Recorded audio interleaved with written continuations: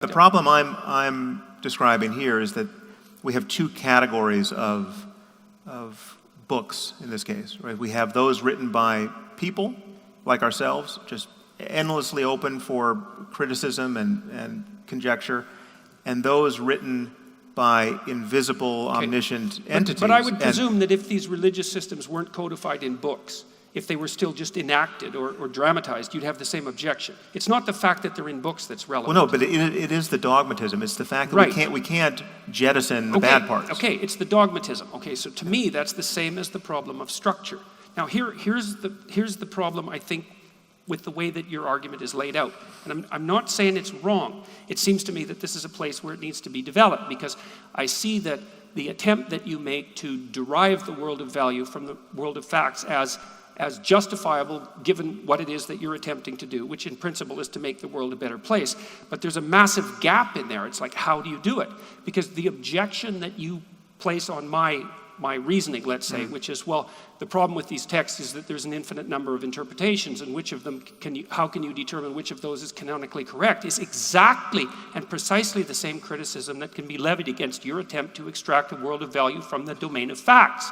It's the same problem. Well, it's not an infinite number of interpretations in either case, but I allow it's for... It's close enough to infinite so that... Well, it might be. I mean, that's why the moral landscape for me is a landscape of peaks and valleys. And so, I'm totally open to the possibility, in fact, certainty, that there are different ways for similar minds, and certainly different ways for different minds, to be constellated so that they have equivalent but irreconcilable peaks on the landscape. So there's a lot of well-being over here, and there's a lot of well-being over here, and there's a valley in between. And so it's a kind of moral relativism. It's kind of like, this is great and this is great, but these are irreconcilable, right? Well, I'd like to see that made more concrete, and I need to know how that fits in with your conception, because one of the claims that you make in the moral landscape is that the distinction between the bad life and the good life is not only... It's a factual distinction. Yeah. It's universally apprehensible and true. I think it's your fundamental axiomatic claim. And I don't see how that's commensurate with the position that you just put forward. Well, so here's the position. And you can forget about morality as a concept for this. I mean, I think the starting point is deeper than morality. The starting point, and this is our starting point, all of us right now in the universe. The starting point is we are conscious, right? We have a circumstance that admits of qualitative experience. And again, this is true however we understand consciousness, whatever is actually happening. We could be living in a simulation. This could be a dream. You could be a brain in a vat. Consciousness could just be the product of neurochemistry, or we could have eternal souls running on somehow integrated with the brain. Whatever is true, something seems to be happening. And these seemings can be really, really bad or really, really good. We know each one of us in our lives have experienced this range of possibility.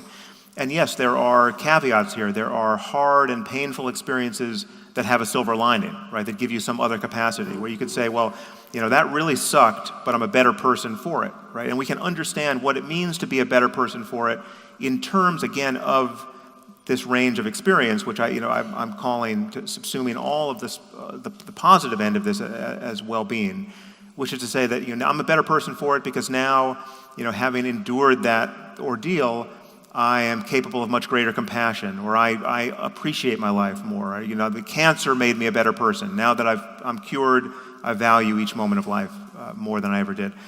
All of these claims are intelligible within a context of an open-ended context of exploring this space of possible experience.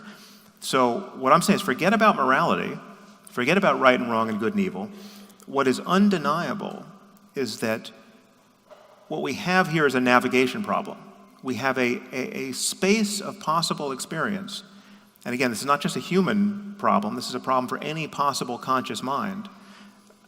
We have a space of possible experience in which we can navigate, and things can get excruciating and pointlessly horrible, where there are no silver linings, and this can happen individually in some episode of madness that never ends, If there really is a Christian hell to go to, well, then it's going to happen to me after I die, right? Given what I've said on this stage. And so it matters who's right. Obviously, if I knew that an eternity of fiery torment awaited somebody who didn't make the right noises about one faith or another, well, then it would only be rational to make those right noises, right? So it's my bet. I'm placing a bet on certain pictures of reality being wrong, but the reality is we're navigating in this space, and morality and ethics are the terms we use for how we think about our behavior affecting one another's experience. So if you're in a moral solitude, if you're on a desert island, or if you're alone in the universe, morality is not the issue you need to worry about, but well-being still is an ever-present issue. It's possible to suffer, and it's possible to experience bliss and perhaps something beyond that. And the horizon in both directions is something we'll never fully explore very likely. I mean, we don't know how good things can get, and we don't know how bad they can get, but that there's a spectrum here is undeniable. And I would say that my moral realism simply entails that we acknowledge that it's possible not to know what you're missing. It's possible to be living in a way where you are less happy than you could be, and not to know why, right? And just not have the wisdom to make the changes. And that matters. If anything matters, that matters. And it matters to us individually, and it matters to us collectively. And that mattering subsumes everything we can intelligibly want in this domain of value. And so again, it's the cash value of any value claim is in the actual or potential change in consciousness for some conscious system somewhere, sometime. And that's my claim, and that's